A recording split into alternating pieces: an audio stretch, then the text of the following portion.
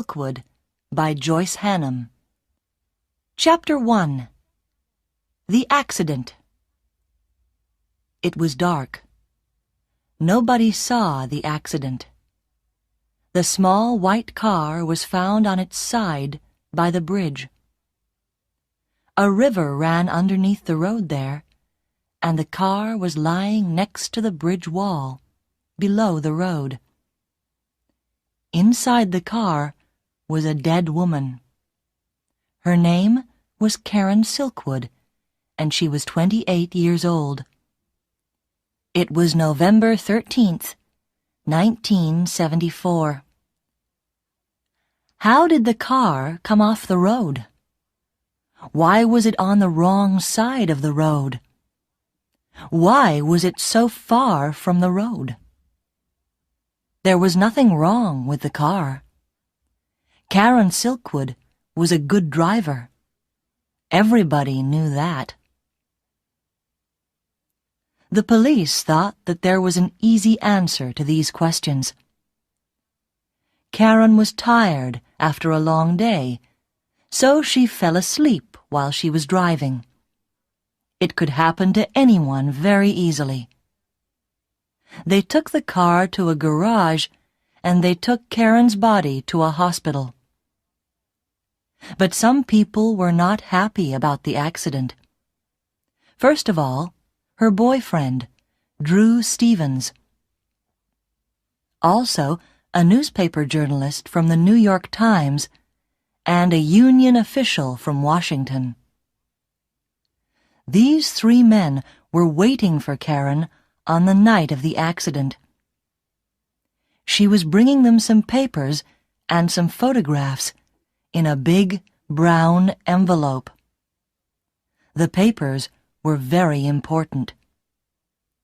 The men were waiting for Karen in a hotel room a few miles from the accident. But she never arrived. When they heard about the accident, the men looked for the brown envelope at once. They looked for it inside the white car. They looked for it at the hospital and at the police station. The next morning, they looked all around the wall and in the river, but they never found it. Nobody ever found that brown envelope.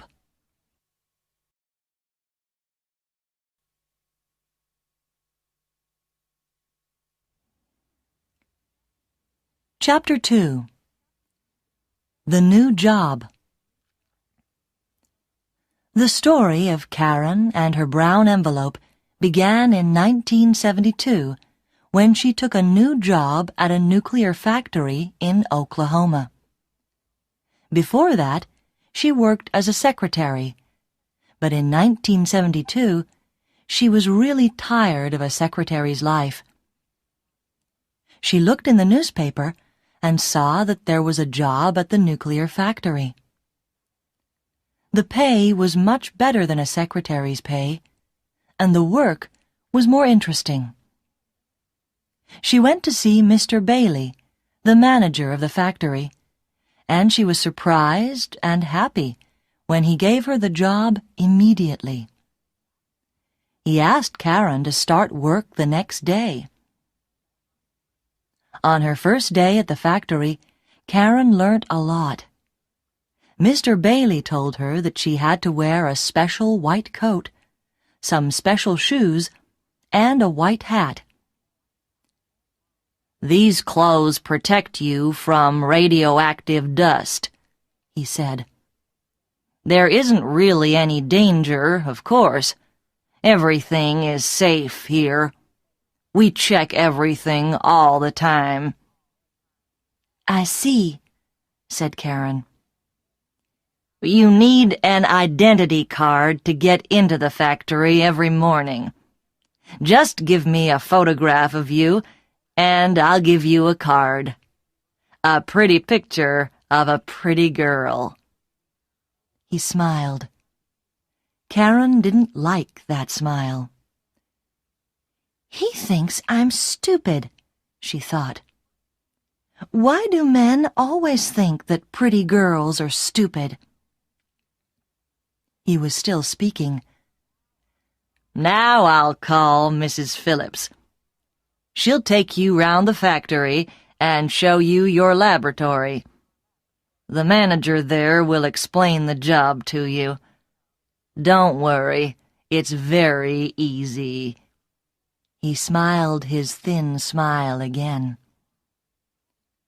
The door opened and Mrs. Phillips came in. She was about 40 years old and a little fat. She looked afraid. "You wanted me, Mr. Bailey?" "Yes, Susan. This is Karen Silkwood. She's going to work with you in your laboratory. Could you take her around the factory and tell her about the work?" "Oh, I see. Of course, Mr. Bailey. Please follow me, Miss Silkwood."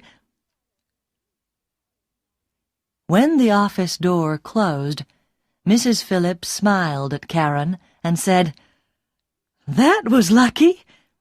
Usually, if he calls me, he wants to shout at me about something.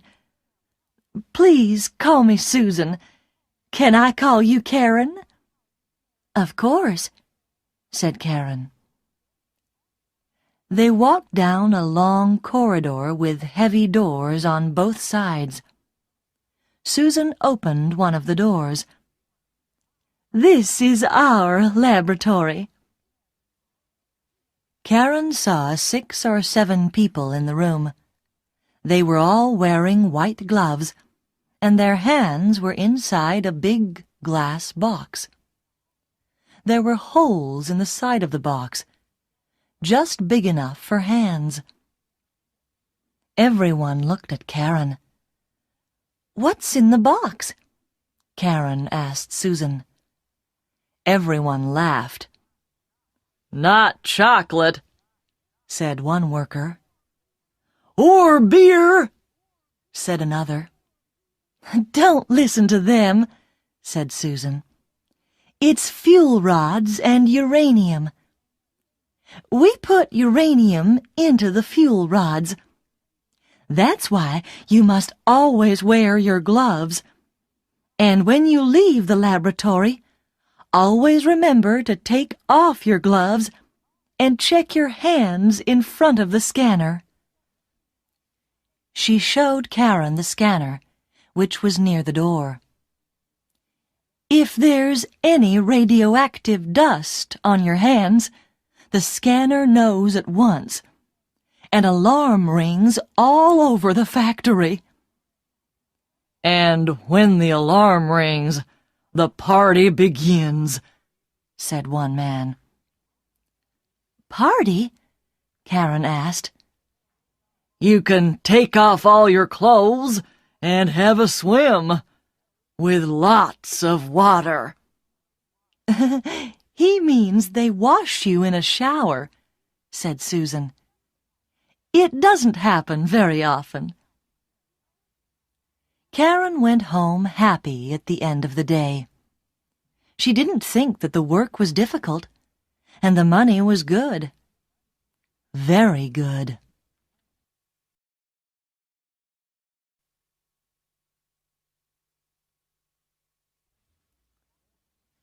Chapter 3. Karen and Drew. At first, Karen liked her new job. She was an ordinary, small-town girl who liked ordinary things. A comfortable home, a glass of beer, an evening with good friends. Soon she had some new friends from the factory. She also liked Drew. He worked in another part of the factory, but everyone used the same coffee bar. She met him a few days after she started the job. In the coffee bar, she and Susan were laughing together at a story in the newspaper. Then Karen suddenly heard a voice behind her. "Here's a new face." She turned round quickly. A tall man was standing just behind her chair, with a coffee in his hand. "Be careful with that coffee, will you?" said Karen. "You're going to drop some on me in a moment." "It's too good to be true. Nobody as beautiful as you ever works in this factory. What about having a pizza with me tonight after work?" Karen wasn't sure what to say. He looked nice, but she didn't know anything about him. Susan understood what Karen was thinking. "Don't worry, dear. It's only Drew. He's big and he doesn't talk much, but he's not dangerous."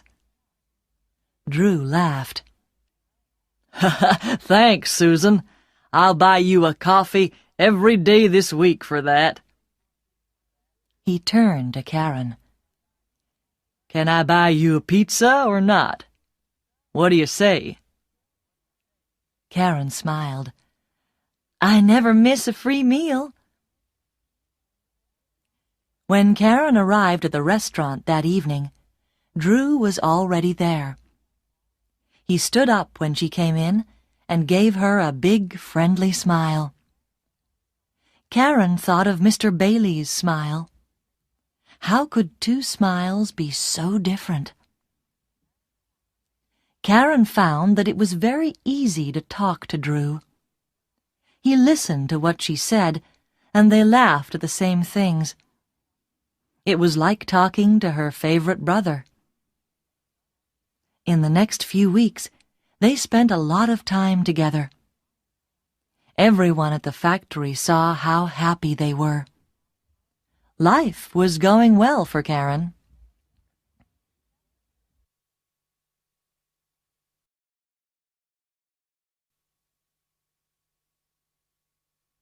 Chapter 4. The Shower. But in the summer of 1974, everything began to change. One evening, Karen and Susan were leaving the laboratory. First, Karen checked her hands in front of the scanner, and then, a minute later, Susan checked her hands. Suddenly, there was a terrible noise. It was like a high scream. Everybody could hear it all over the factory. Susan didn't move. She just looked at her hands. Then the door of the laboratory flew open. Two men in white coats ran in and took Susan by the arms. Before Karen could do anything, they pulled Susan through the door. The terrible noise of the alarm was still going. Karen shouted, "Where are you taking her?" Nobody could hear. Nobody answered. Suddenly, the noise stopped. Karen turned to the other workers. "Where will she be?" "In the shower room." Karen ran out of the laboratory and along the corridor to the shower room. Inside the room, Susan was screaming. Karen pushed open the door. Susan had no clothes on, and the two men were showering her from head to foot, in her eyes, inside her ears, everywhere. The water hit her body like stones. "Stop that!" shouted Karen. "You're hurting her!" "Not as much as radioactive dust can hurt her. One very small piece could kill her," shouted back one of the men. 10 minutes later, they stopped the shower. Susan's face was as white as snow, and she was shaking with cold.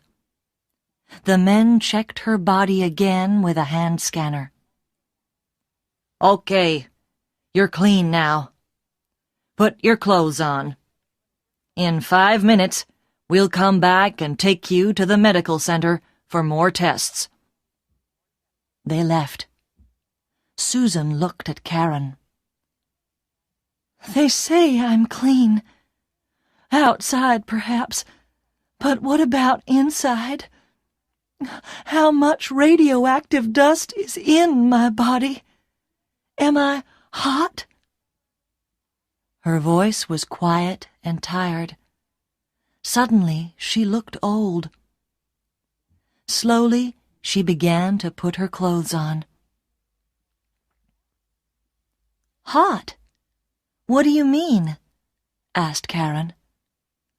"Hot means radioactive." "I see." Karen looked at her own hands. Were they clean? How carefully did the scanner check them?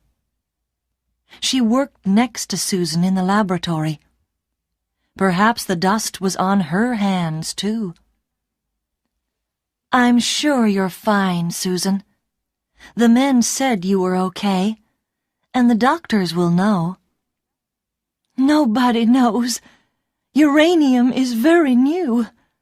Nobody really knows what it can do to us." One of the men came back with a woman. "Come along, dear. Time for your medical tests." Then they saw Karen near the door. "What are you doing here? If you've finished work for today, you can go home." Karen did not listen to them. "Are you okay, Susan? Do you want me to come with you?" Susan shook her head. "No, it's okay. You go home, Karen.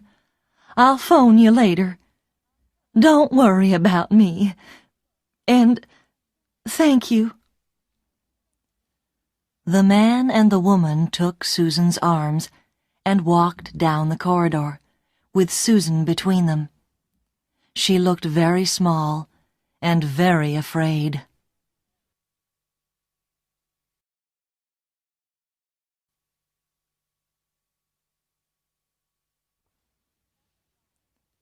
Chapter 5. The New Union Official. After the shower, Susan was a different person. She was quiet and didn't laugh very often. One evening, a few months after the shower, Karen met Susan in a bar for a drink after work. "You know, Karen, we really must leave the factory. It's very dangerous. How many times do we hear the alarm now? More and more often. And every time we hear it, we know that someone is in danger." "How does it happen? I don't understand it," said Karen.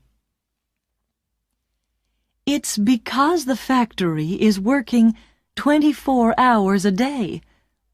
The safety people can't do their job well. They have to check everything carefully every day. But when can they do it? When we finish, there are the people who come into work at night. The managers don't care about the danger. They only care about the money. And you know, Karen, I'm just the same. I also have to think only of money. I have 3 children, and my husband is dead. I need the money from the factory. It's more than I can get from any other job in Oklahoma. 3 children are expensive. Very expensive." "Of course," answered Karen. "I understand. Drew and I have talked about this. He's thinking about leaving, too."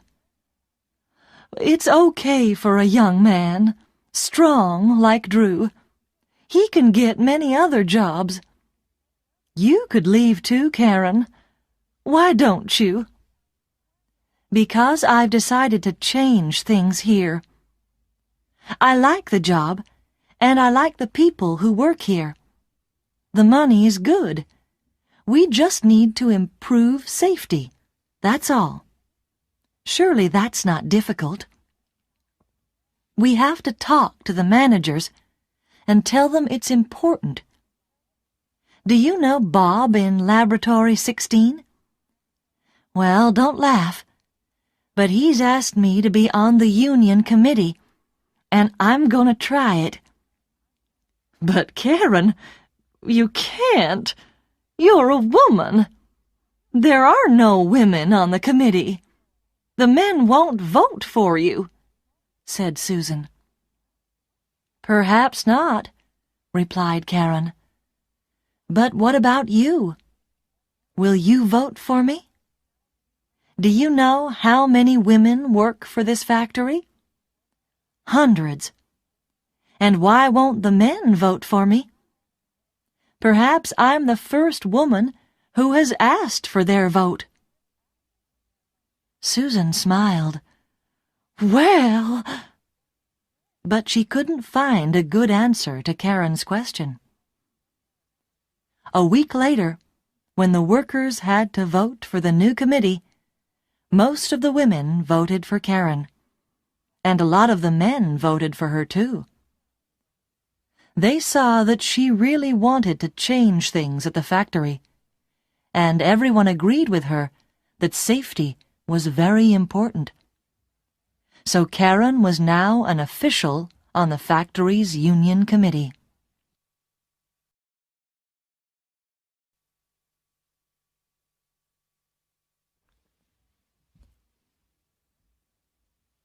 Chapter 6. The Meeting in Washington. A month or two later, the alarm sounded again. This time, Karen was in front of the scanner. She went quietly with the men in white coats. But after her shower, she asked them a lot of questions about safety in the factory.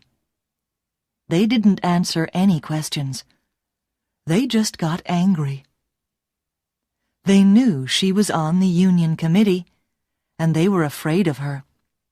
All the managers knew that Karen was on the committee because she always had a notebook in her hand.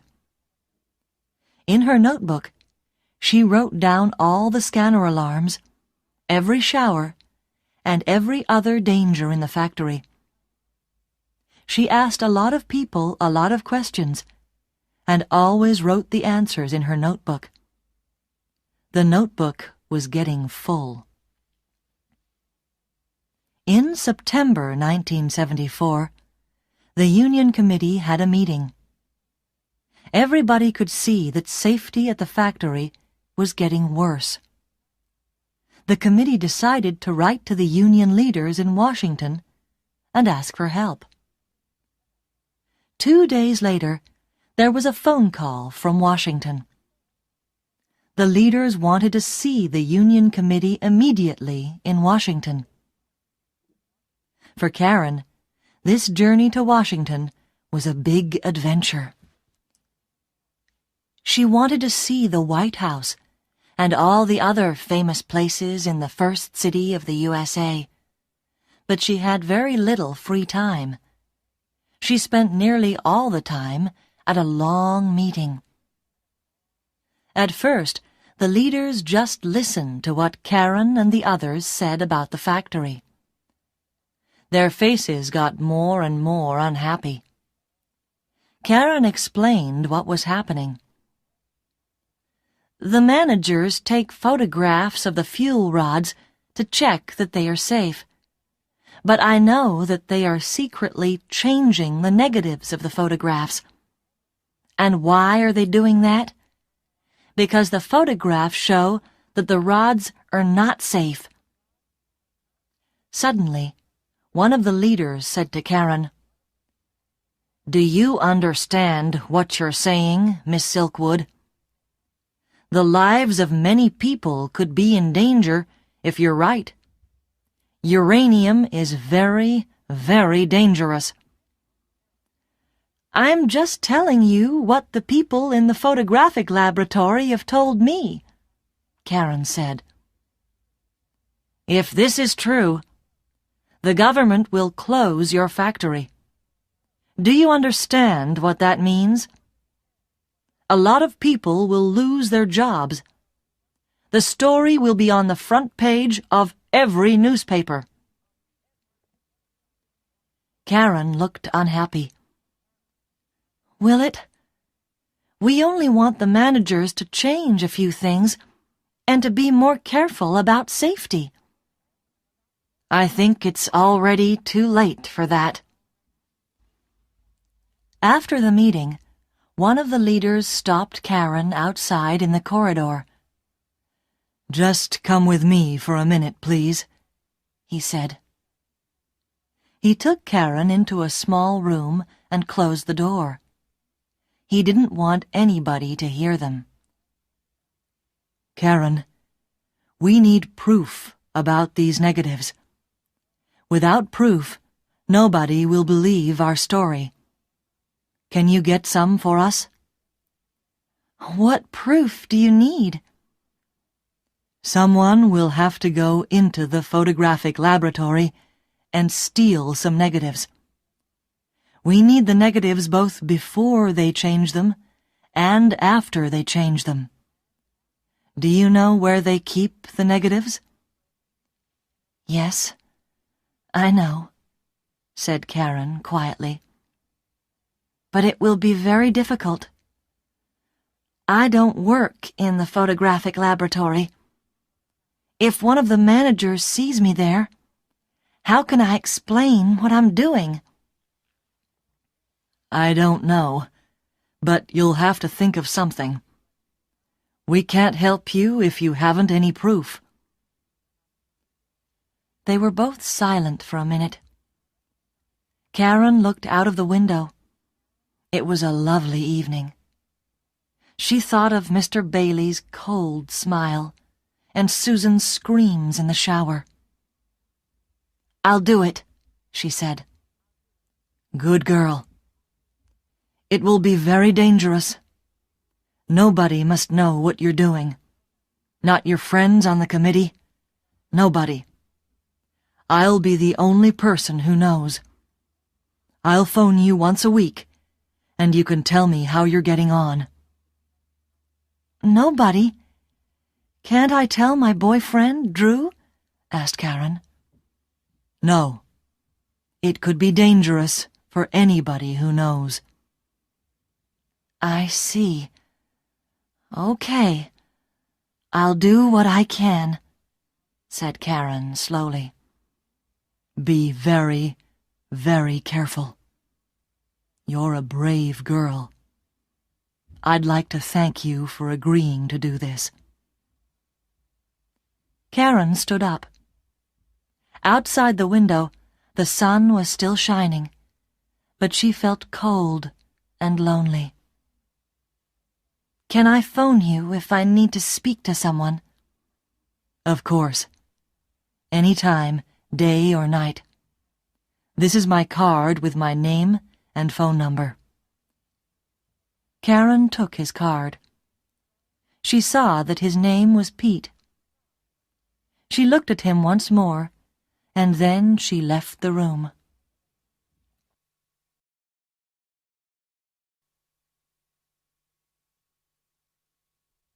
Chapter 7.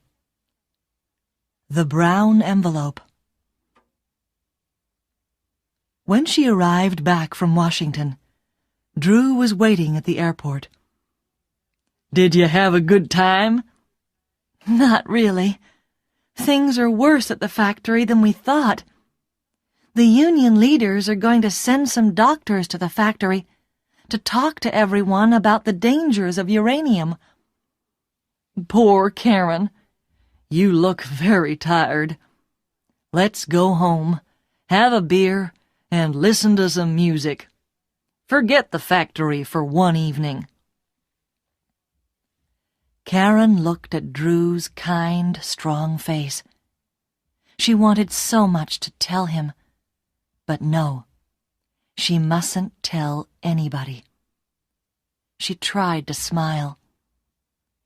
"Okay, what about a pizza at our favorite restaurant?" she said. During the month of October 1974, Karen told nobody about her secret, but she felt very lonely. She began to work at nights because there were fewer people working in the factory then, and so it was easier to get into the photographic laboratory. Very slowly and carefully, she began stealing negatives. She put the negatives in a brown envelope and put the envelope in a secret hole in the wall of her house. Nobody knew it was there. In the daytime, when she was not at work, it was difficult to sleep. She was afraid all the time. She often felt that people were watching her. Soon, some doctors came from Washington and spoke to the workers. After that, everyone tried to help Karen. They were really afraid when they heard about the dangers of uranium. Soon, Karen had to begin a new notebook. Everywhere she went in the factory, the notebook went with her. The managers watched Karen, and they watched her notebook. One day, she left it on a table in the coffee bar for 2 minutes while she went to get some sugar. A manager tried to take it, but the other workers stopped him. "What are you doing? That's Karen's book." The manager's face turned red, and he put the book down. But the managers were now watching her all the time. It was more and more difficult to get into the photographic laboratory. But in the last week of October, Karen told the union leader in Washington that she had nearly all the proof necessary. "That's wonderful," said Pete's soft voice in Washington.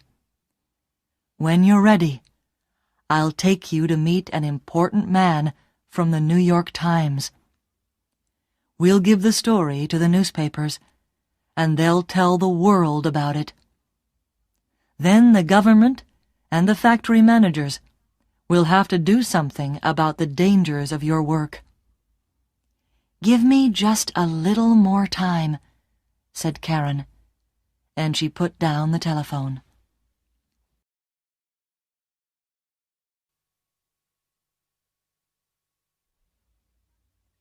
Chapter 8. A Hot Home. At the beginning of November, Karen was ready for the meeting with the New York Times journalist. The brown envelope was full. Then Drew decided to leave his job at the factory. He told Karen that the work was too dangerous. He wanted Karen to leave, too. "Not yet," Karen said. She wanted to stay until the meeting with the New York Times. She knew she would have to leave the factory after that. But how could she explain to Drew? Karen was now working during the daytime again, and on the evening of November 6th, she passed the scanner on her way out of the laboratory. Suddenly, the alarm sounded. She had to have another shower. After the shower, she went home, very tired and unhappy. After she arrived home, she went to the bathroom for a quick wash, and then she went to the kitchen to make a sandwich for the next morning at the factory. Then she went to bed. The next morning, November 7th, she got up and went to work. She was still tired, and she forgot to take her sandwich out of the fridge. On the way into her laboratory, she passed the scanner. Immediately, the alarm sounded.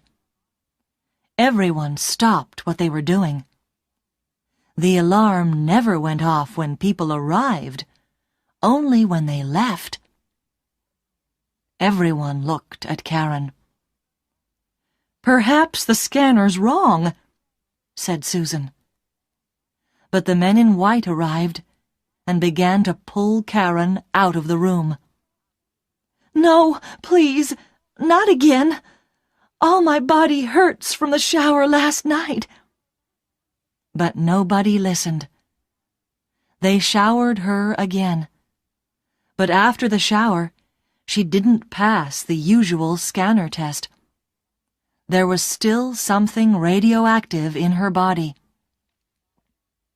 "What does it mean?" asked Karen. Nobody answered.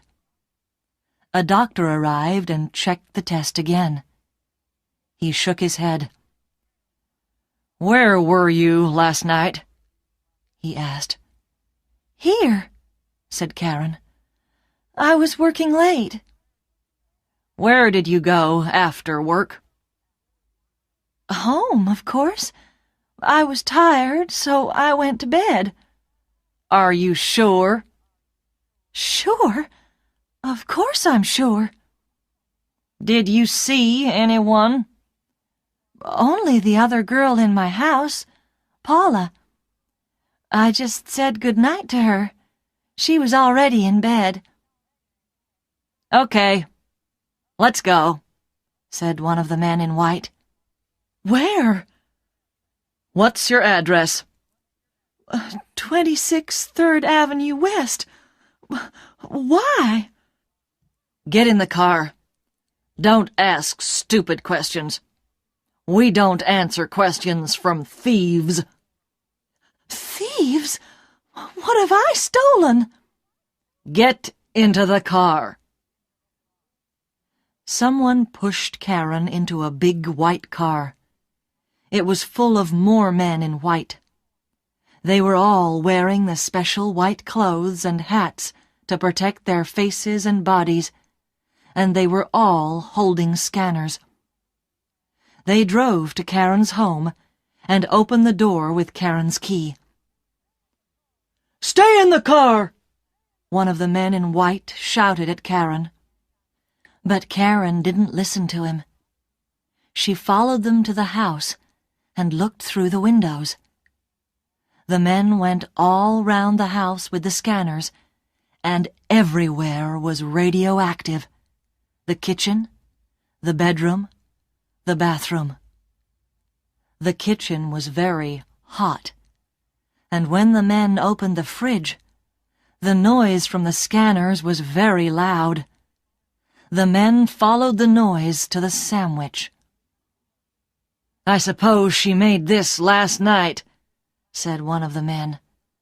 "Stupid girl. She's lucky that nobody has eaten it."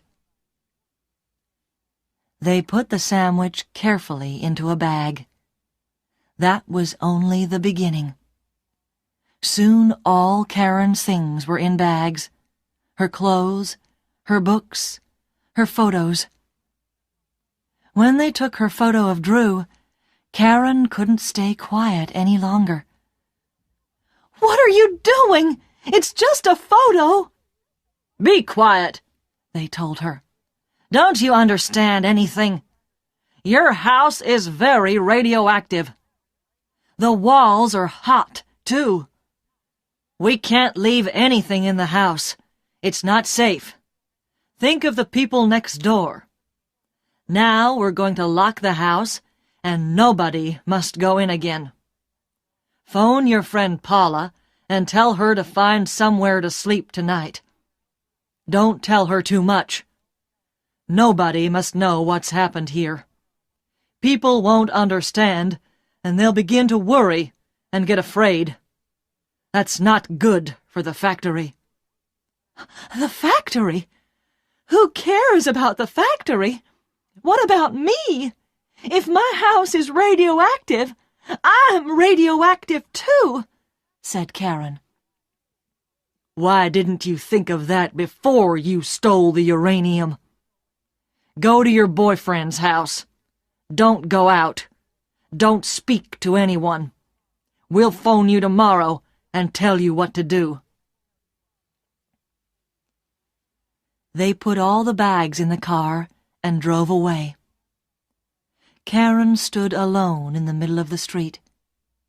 They thought she was a thief, But why? Who could want to take uranium out of the factory? Everyone knew how stupid and dangerous that was. She looked silently at her empty house. Now there was nothing in her home, only a brown envelope in a hole in the wall.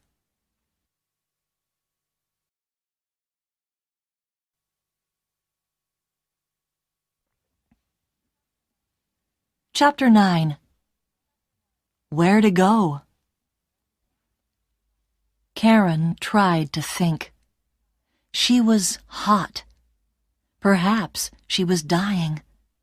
She was dangerous to other people. Dangerous to Drew. She couldn't phone him. She was alone. She forgot about Pete in Washington. She sat down on the ground and cried. She wanted to die quickly. 3 hours later, Drew found her there. She was still sitting on the ground. Her face was white and empty. She didn't look up when he walked across to her. "Karen, my Karen, come with me at once. Someone from the factory phoned me. I know everything. Karen, look at me." "Don't come near me. I'm dangerous to you." "Don't be stupid. I talked to the doctor at the factory. He says you're not dangerous to anyone. You've had a shower, so your body's not radioactive now." Karen looked up into his face. "And you believe him? Do you still believe anybody in that place? Do you also believe I stole uranium from the factory?" "Of course not. Did they say that to you? That's terrible. Wait until tomorrow. When I get in there, they'll be sorry they ever said that to you." "It's no good, Drew. I'm dying," said Karen quietly. "I don't know how this happened, but I know one thing. There are people at that factory who want to see me dead." "Karen, you're tired. You need a holiday. You must leave the factory like me. Come home with me now." "Home? I haven't got a home anymore." Karen put her head in her hands. Drew looked at the empty house. His face was white and angry. "Did they do that too?" "Karen, my home is your home from now on." He took both Karen's hands and pulled her to her feet. He helped her to his car and took her home.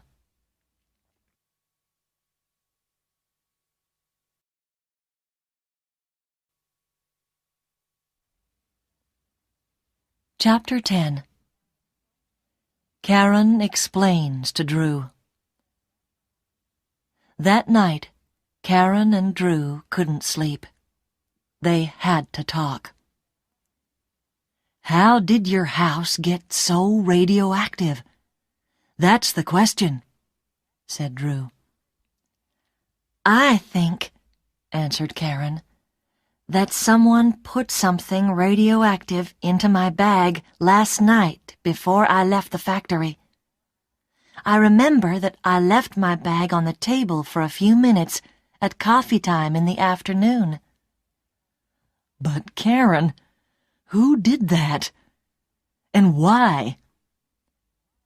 "Drew, I'm going to tell you something. Perhaps I'm dying now, so there mustn't be any secrets between us anymore. I agreed to get photos of the fuel rods for the union in Washington.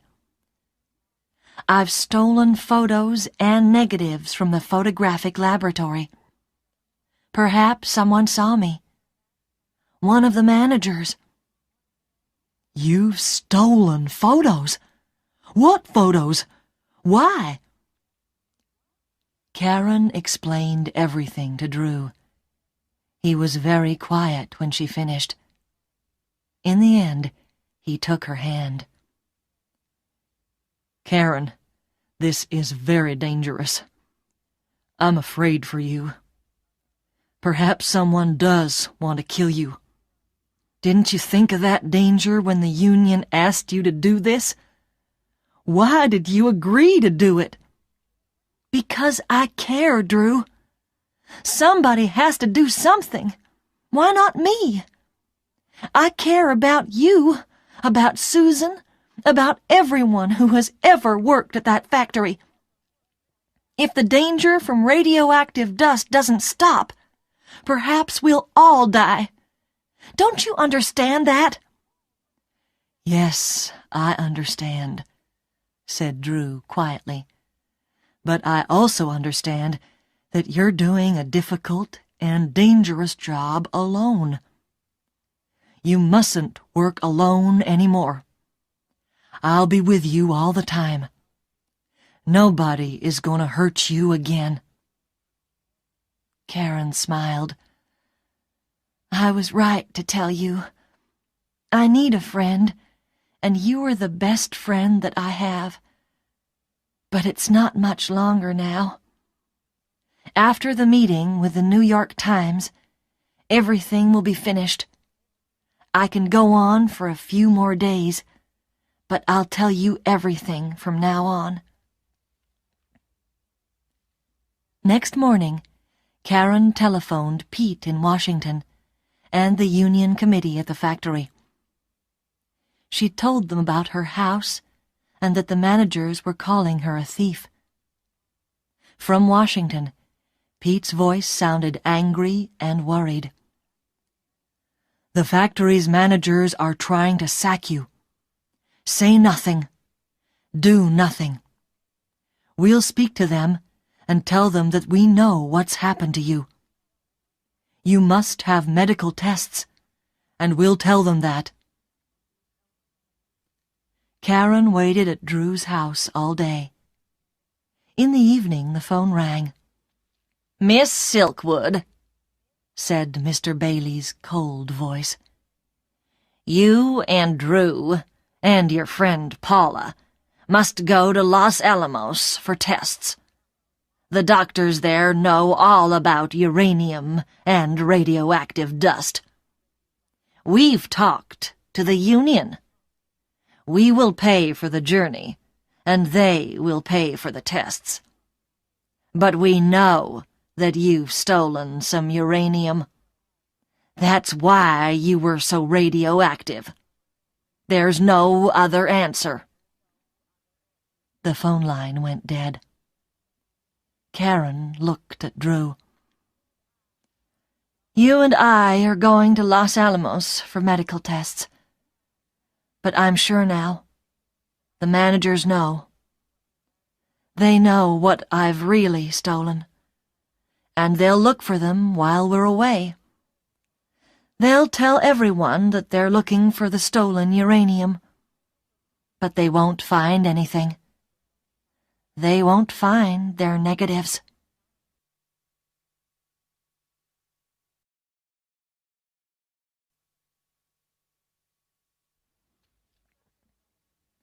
Chapter 11. The Night Drive. Karen, Paula, and Drew went to Los Alamos and had the tests. The doctor said that Karen's body was still a little radioactive, but Drew and Paula were all right. It was very good news. They told Karen that she was in no danger now, but they also explained that they didn't know about the future. It will be a few years, they said, before we know that you're really all right. High in the mountains around Los Alamos, Paula, Drew, and Karen had a party in a little restaurant. Karen felt years younger. She was not going to die. She and Drew still had a future together. They all danced until midnight. The next day they took the plane back to Oklahoma City. Karen had to go back because that evening there was a union meeting at the factory, and after that, her meeting with Pete and the journalist from the New York Times. It was an important day for her. They arrived at the airport in the morning. Early in the evening, Karen drove to her house. She went alone because Drew was working. She used her key and went quietly into the house. She was only inside the house for 3 minutes, and then she left immediately and went to the union meeting at the factory. That night at the meeting, Karen had a big brown envelope in her bag. The envelope was too big for the bag, so everyone could see it. All the workers were very happy to hear that Karen was all right. They were afraid that she was very ill. So when they saw her looking happy and well, everyone felt better. "She looks as happy as she did a year ago," thought Susan. "A pretty, happy girl who likes a good time and a good laugh."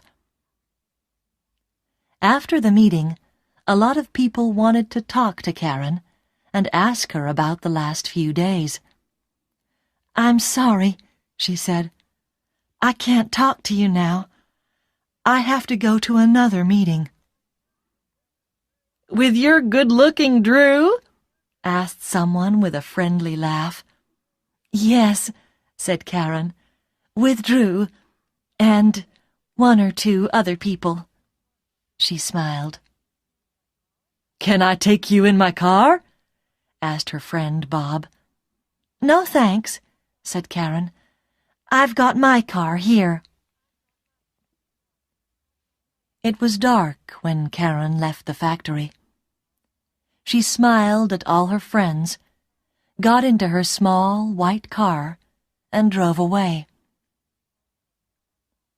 Karen never arrived at her meeting with Drew, Pete, and the journalist from the New York Times. On the road to the meeting, a few miles from the nuclear factory, she had an accident by a wall near a river. It was November 13th, 1974. Nobody ever found the brown envelope.